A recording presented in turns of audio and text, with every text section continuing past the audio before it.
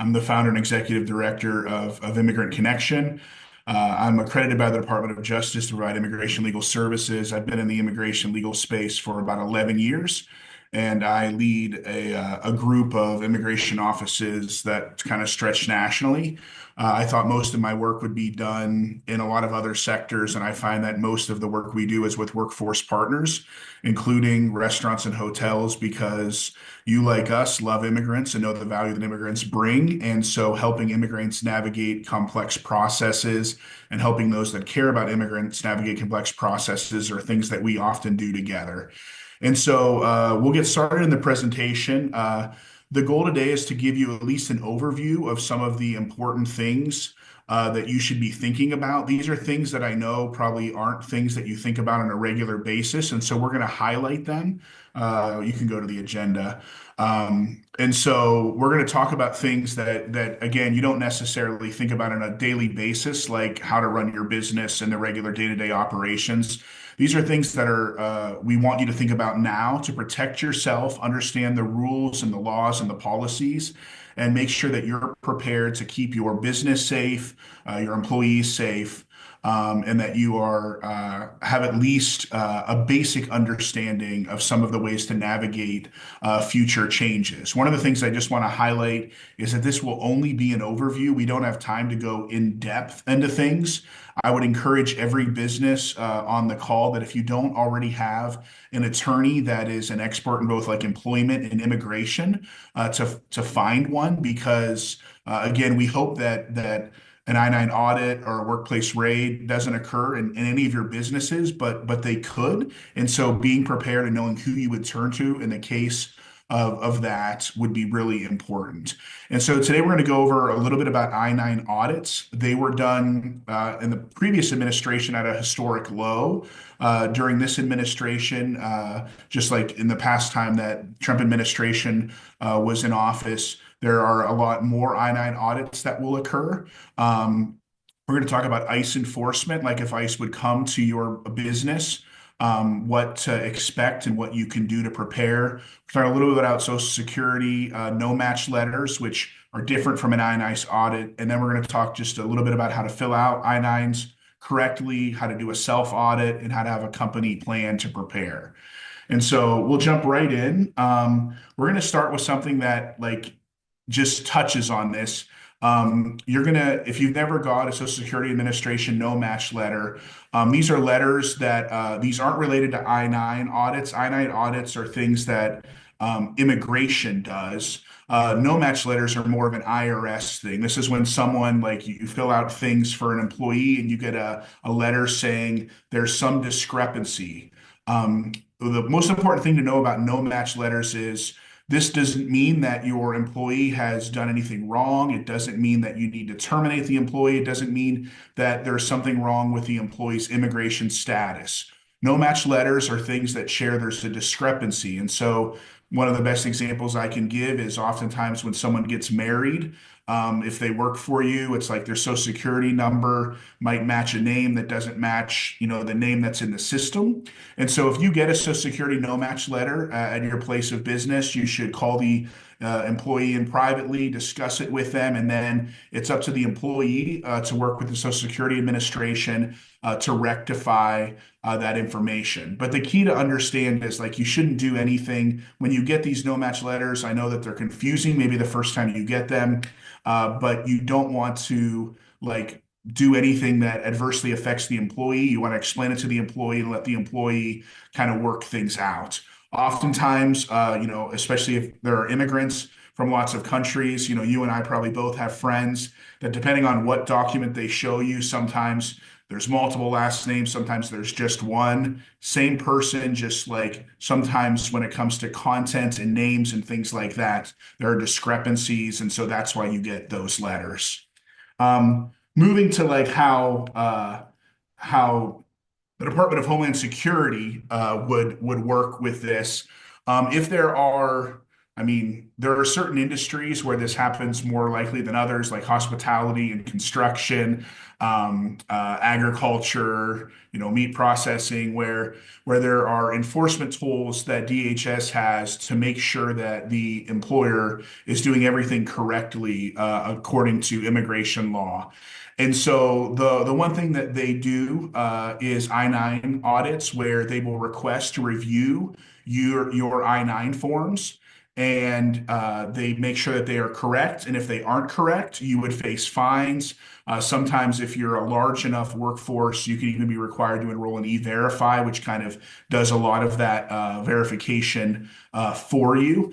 The other thing that DHS can do, ICE can do, is worksite raids. And this is when they would come unannounced to your place of business, looking specifically to detain and arrest individuals they suspect are present in the United States without authorization. So we're going to talk about both of those kind of in detail, or as much detail as we can, and then how you can prepare as an employer related to both of them. And so when it comes to I-9 audits, one of the things you can do to prepare are what we would call self audits. This would be, and again, I know that I'm someone who ran a coffee shop at one point in my life, and thinking about, like, you do the I-9 when someone first comes to work, and then it probably sits in a filing cabinet somewhere, and you don't think about it again. We would encourage you to think about it again during this season. We would encourage you to do a self audit. You should get training on that, but I will say, like, there's two ways to do self audits. You could either do comprehensive, where you're doing all of them, or you would kind of do a spot audit. Just be careful with spot audits, because you don't want to show discrimination. Like, you don't want to just pull certain people. Like, you want it to really be a spot audit where you're looking at a wide variety, not just people like with certain last names or from certain places. You do a self audit so you can make sure that your I-9s are filled out correctly. And that also gives you a chance to correct the I-9s that aren't filled out correctly. This also gives you a chance, again, if you're like a lot of people, when you do I-9s, they sit in a file and you might not go back to them. There is a retention rule about I-9s. If you have a current employee, you need to retain their I-9. But if an employee left, or was terminated, or no longer works for you, you only have to keep it for 3 years after the start date of employment, or 1 year after the last day of employment, whichever is later. And so for some of you, if a lot of your people stay long terms, it's 1 year after the last day. For others of you, that if you kind of have low retention, you're keeping them for 3 years after start day. If you ever had a real audit where ICE came to request the documents immediately, realize that you're given currently 72 hours. It's not like you have to go, back to your office and hand things over immediately. You're given 72 hours. That can change. That's a policy that could change based on what the administration might do. We would encourage you that if you actually get a real audit from ICE, that you contact that attorney. That's why finding out who might be the good attorneys in your area. And I imagine most of the restaurant associations or like hotel associations would recommend certain people that could help. You only have to turn over the files that are requested. Oftentimes it isn't everything. Sometimes it could be. And you never just want to turn them over without making copies yourself. That's just some best practices. The most important thing, though, today is, like, if you would know and make sure that you're filling out your I-9s correctly from the beginning, it will make this not as much of an anxious time as it could be. And so we're just going to give a brief overview of this. And maybe you're on the call and this isn't what you do, this is someone else. I would encourage them to, like, watch this part of the video because, again, it's a form that's really important, especially now, thinking that audits will probably be heightened. So there's a couple sections to an I-9. It's actually a USCIS, or U.S. Citizenship and Immigration form. The first section isn't filled out by you. It's important that the first section is filled out by the employee themselves. And so all you're doing is verifying that they're actually filling in all of the blanks that they need to. And then it needs signed and dated. A few quick things to keep in mind that often employers struggle with on Section 1 is you need to make sure everything is filled out. Obviously, there's not always a Social Security number that needs filled out. Sometimes you might have a non-citizen and things like that, that is going to check the box and then make sure if you check box 4, that you're filling in other information. So box 1, a citizen of the United States, you're just checking that box. But on section 1, box 4, if you check that they're a non-citizen authorized to work, you have to share the expiration date. They're authorized to work until that date. And then you have to share information related to either their A number, which is an immigration, an A number is the alien number, their I-94 admission number, or the foreign passport number. When you're doing I-9 audits, just make sure that if box 4 is checked, that those things are filled out. The other thing to check on section 1 is to make sure that it was signed by the employee. And maybe the most important thing, or the error that's made the most, is that the date isn't filled out. And this is the one to make sure. The dates on I-9s are very, very crucial. We want to make sure that employees complete section 1 on or before their first day of work for pay. And so if you go back in and you're doing I-9 audits and that didn't occur, this would be one of those things that you'd want to like make note of. But you don't do I-9s after. I-9s, the section 1 has to be done on or before the first day of work for pay. You can do it beforehand. I know there's some industries that when you give someone a hiring thing, even if they don't come to work until like the next week, it's like, let's get this done now. So make sure, especially those bottom 2 things are done. And if you mark set number 4, you're filling out more information. When it comes to section 2, this one is done by someone on your team as the employer. And usually I would encourage, again, this is just from experience being a little bit in this sector as an employer at different times in my life. You want one person who is trained to handle this so they kind of know to make sure things are done correctly. Sometimes I know we're busy, and so there's a lot of people involved in this. It's like training one person to do it. Section 2 has to be done within the first 3 days of the employee's first day of work. So you have a little bit more time to do this, but it has to be done within the first 3 days. Like this isn't something that months later you come back to. This is verification that's supposed to happen upon employment. This is that thing that if you've never filled out an I-9, there's different lists. And to be lawfully employed in the United States, you have to prove your identity and also that you're allowed to work.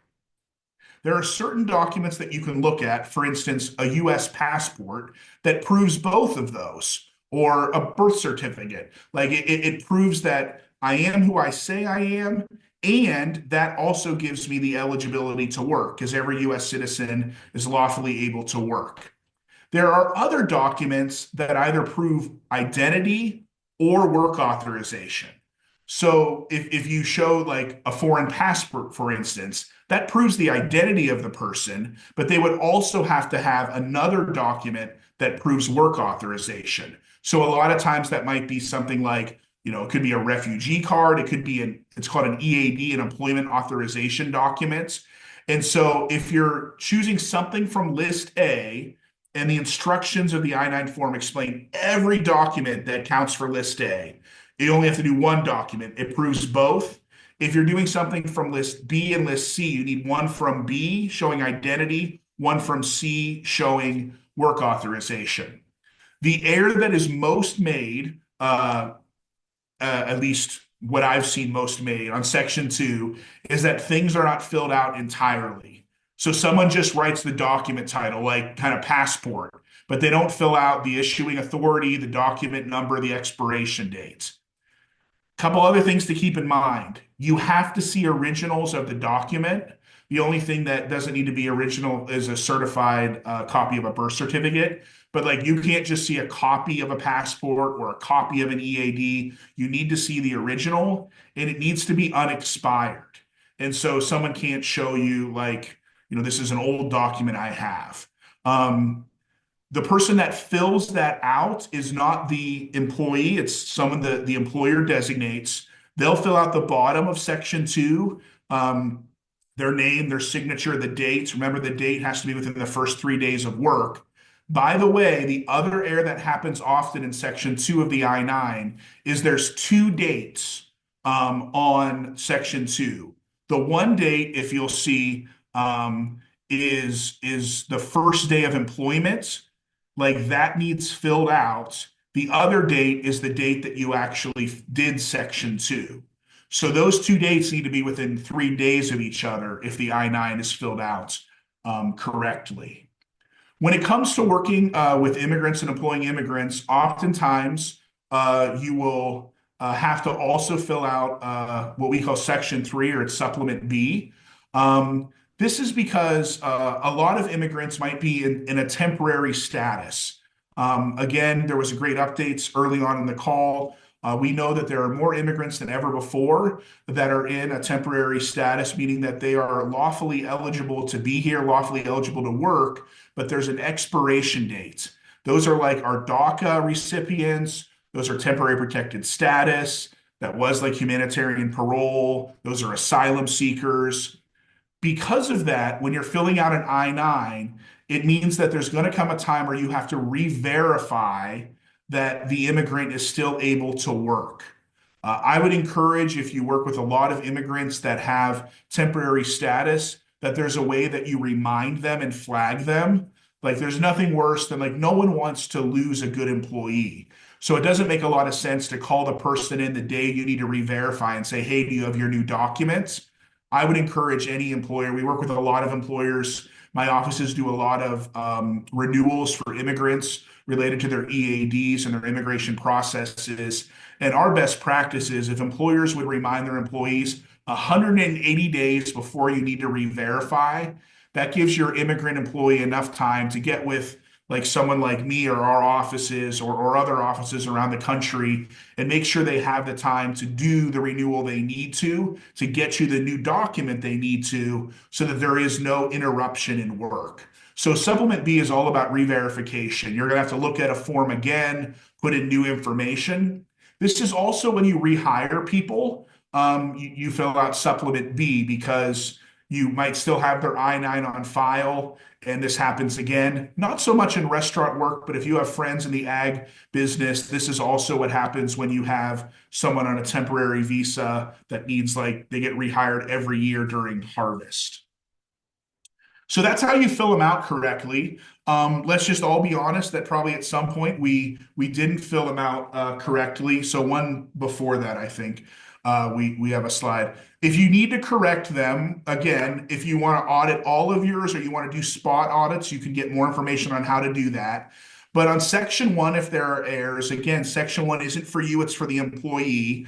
You can have the employee correct errors. And the way that you do this is like you don't use whiteout. Like that's maybe one of the most important things to know in an I-9. Like you don't want to act like you're trying to hide things. You just mark a line through the air and you enter the correct information, then you initial and date it. Section 1 is done by the employee, Section 2 by the employer. If you ever feel like, oh my goodness, we really like messed this up. We got the wrong documents. We have the right ones now. You can complete a whole new I-9, but again, related to these audits, you don't want to throw away the old one. You want to staple the new one to the old one, and you want to explain kind of why the error was made and why you've made the correction. There are times related to an I-9, for instance, that someone might come to you and say like, hey, I've been working for you for a long time. I want you to know that I got my immigration paperwork was completed and I want to correct some things. And like, again, you don't have to do anything like nothing adverse in them. Like you would just correct things, staple their new I-9 to their old I-9 and explain that there were new documents presented and you were putting those on the I-9. The reason why this is all important, and this isn't to scare you, but there are some pretty big consequences related to non-compliance. If you have an I-9 audit, and there will probably be thousands done this year, there are monetary penalties. They vary based on like if this is something that's happened often or this is the first time. They're varied based on like, did you actually know this was happening and you've corrected it? Was it so substantive? Was it you violated things like a bunch or just like it was once? A big one that can happen is a debarment where if you knowingly hire and continue to employ, you're not allowed to participate in federal contracts or receive other government benefits. So, like more than a fine, sometimes you can kind of be removed from eligibility for some programs. There is even criminal penalties that exist if you have a constant pattern of hiring unauthorized workers. And then the last thing is there's mitigating factors. Like all of these fines, depending on how big your business is, depending if they believe like you made the mistakes on purpose versus like you're trying your best to make sure these things are done according to plan, like there's mitigating factors. Most of us in this space feel like those fines may go up. Um, Obviously, we're not sure. My guess is the team at ABIC will keep you informed as things change, as well as your associations you're a part of. But all that to say, the best thing you can do now to mitigate any of this risk is make sure you're filling out I-9s correctly, make sure you're reviewing them and auditing them, make sure there's someone at your team who's kind of the expert on this, so that if an I-9 audit came, it would be like, not like, oh my goodness, what do we do? It's more like, oh, we've made the corrections. We know that we've made errors in the past, but we also know we've caught them and we're doing things correctly moving forward. So the next big one, and I'm going to move quickly here. I apologize. There's a lot with I-9s because it's a government form, is ICE enforcement. Like, how do you know you're following the law? And let me start by just saying this. I know this is hard. I do a lot of these presentations. I was telling the team I'm doing 17 presentations today between businesses and schools and churches and things. ICE and the government is not the enemy. The goal here is not to act like, if ICE comes, they're doing anything wrong. But the goal here is to prepare you. How do we keep you as a business safe, your people safe? How do you make sure that you know the rules, the rights and responsibilities you have? The best illustration I can give is like taxes.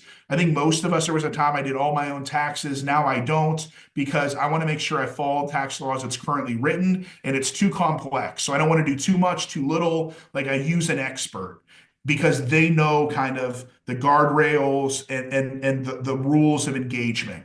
Well, we're trying to give you at least a basic knowledge of ICE enforcement, what the rules of engagement are.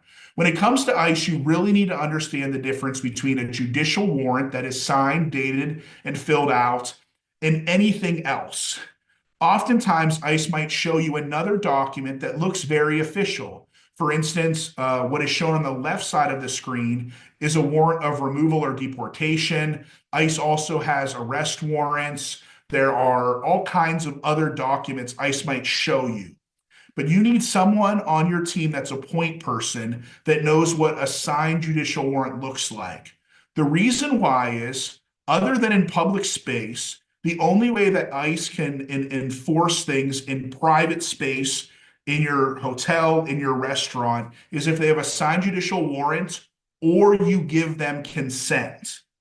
So what could happen is if you're not trained in this, you see a document and you feel like, oh, I just need to give consent. Knowing when you have to give consent and when you can choose to say, I have the right not to give consent unless you show me a signed judicial warrant is important. Again, this isn't saying like ICE isn't the enemy, the government isn't the enemy. It's just how do we know our rights and responsibilities when it comes to ICE enforcement? Whoever your person is, we would encourage you to have a trained point person every shift and every location you have that actually knows this, so that if ICE came to your front desk or your lobby, you could tell your employees, like, we're going to get the point person. That person would come and be the spokesperson with ICE. They would ask, like, do you have a signed judicial warrant?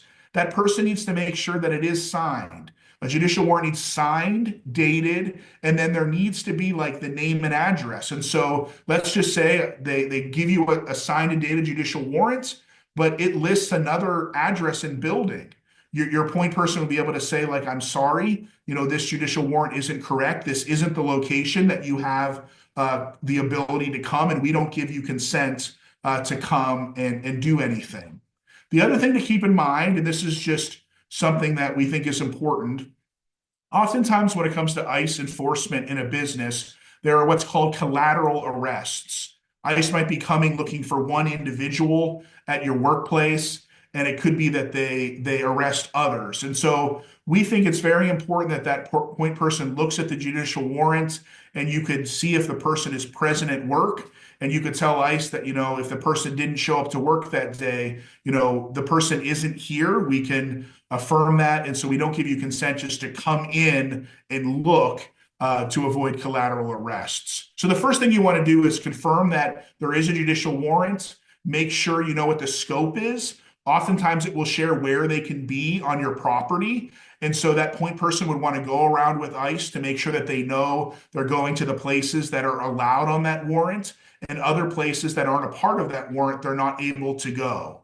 You just want to make sure that they're following the law and they're not going any place that they're not legally allowed to enter. You need to be truthful. You don't want to interfere. You don't want to escalate the situation. Like I tell people, and again, you could talk to your own attorneys about what they would recommend you do. I never think it's a good idea, to be argumentative, to take out your phone and say, I'm recording, but you should ask for their name and badge number so that you have a documentation of that.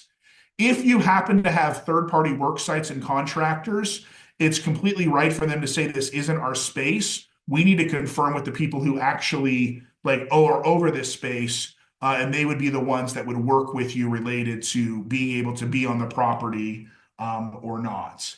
We talked about this, the next slide, definitely the most important thing you can do, have an action plan, have a point person. We've kind of gone over that. The point person should know, don't just have your morning manager, teach every shift, every site. They would be the ones that know what a judicial warrant is, communicate with the agents, make sure you're following the laws and policies, and recording the badge numbers and names of the ICE agents.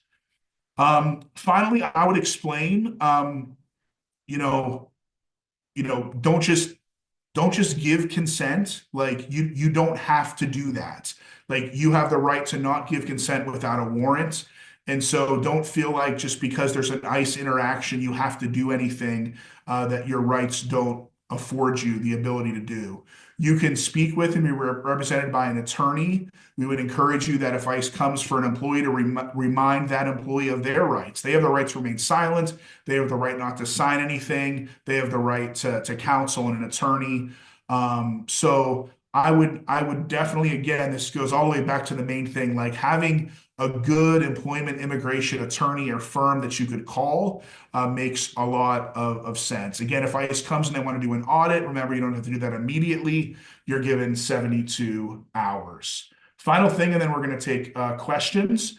I just want to share with you a little bit about Immigrant Connection. We work a lot with workforce because we want to stabilize the workforce. So if you have immigrants that have lots of questions, that's something we can help with. If you go to that website, ICOven.org, next steps, we can work with getting legal professionals to guide immigrants on are there pathways for me and my family? The other thing I want to share is, we didn't talk about this in this session. This one was about you. But if you as an employer want to say, how do I help my immigrant employees right now? How can I educate them on their rights, on plans they need to take to help keep them safe and stable? We do a lot of that training with workforce, where you might have an HR person or a manager who says, I just want to help my immigrant employees understand how to prepare themselves in this time.